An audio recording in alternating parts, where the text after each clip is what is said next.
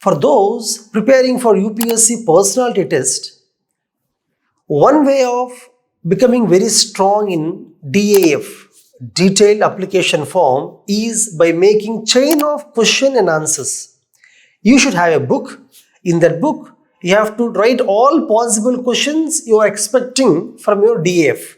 It may be hobbies, interests, other activities, awards, prizes, your academics, your state, district, which college studied, graduation, all these things. For example, if you work in a company, about the job role. So you have to take each of these things.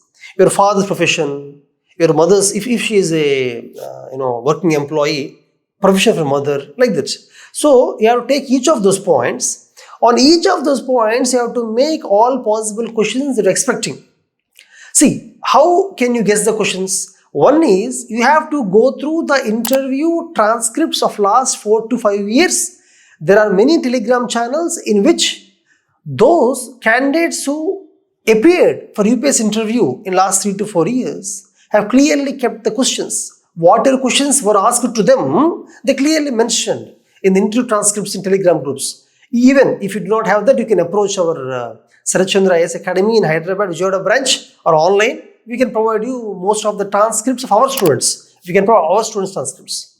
So spend few days, go through these transcripts, so that you have an idea of what kind of questions come from DAF. Based on that experience, my dear friends, you have to write the possible questions you are expecting from your DAF. For example, let us say you are from some NIT, IIT, NIT, some college. Let's say you are from NIT Trichy. What are the possible questions? Is NIT a university? NIT is considered to be deemed university actually.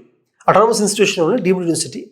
So, does it come under UGC guidelines? What is AACT?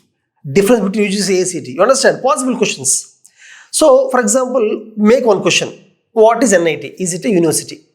Prepare on the answer. It's a deemed university. Now, what is deemed university? Will it come under UGC? Next question. It's called chain of questions. That's why I use the word chain of questions. Okay, you mentioned about UGC.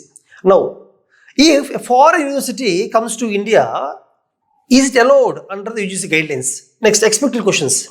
After that, what is AACT? Then, like that, chain. For example, if you take a question, you prepare your answer. From that answer, expect other question. Whatever answer you give in the interview, there is a chance of follow-up question. Like that here also, whatever answer you write for the question, expected question, you only ask the follow-up question yourself. You think about the possible follow-up questions, write them. Then you can say NIRF ranking. Who gives NIRF ranking? Your college, where is it? What are the parameters NIRF ranking? Like that.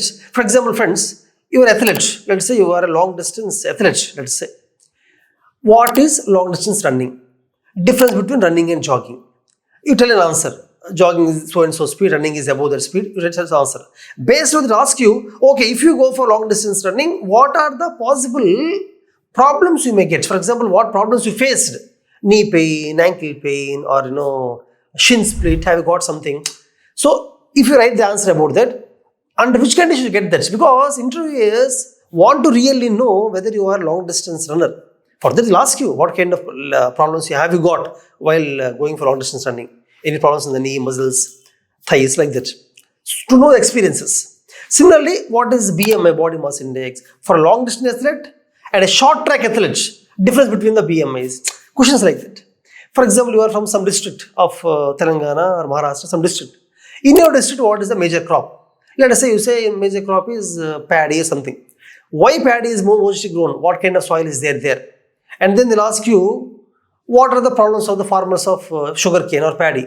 Follow-up questions. Like their friends, you have to make the questions, write the answers, you have to guess the follow-up questions, write those questions, but while writing the answers, no need to elaborate the answer.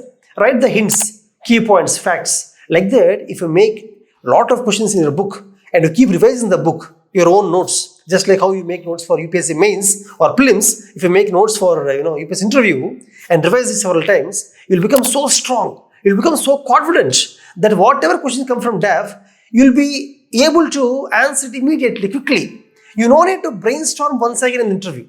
This is my advice for the candidates preparing for UPSC interview. Make a chain of questions in your own notes. All the best. Thank you.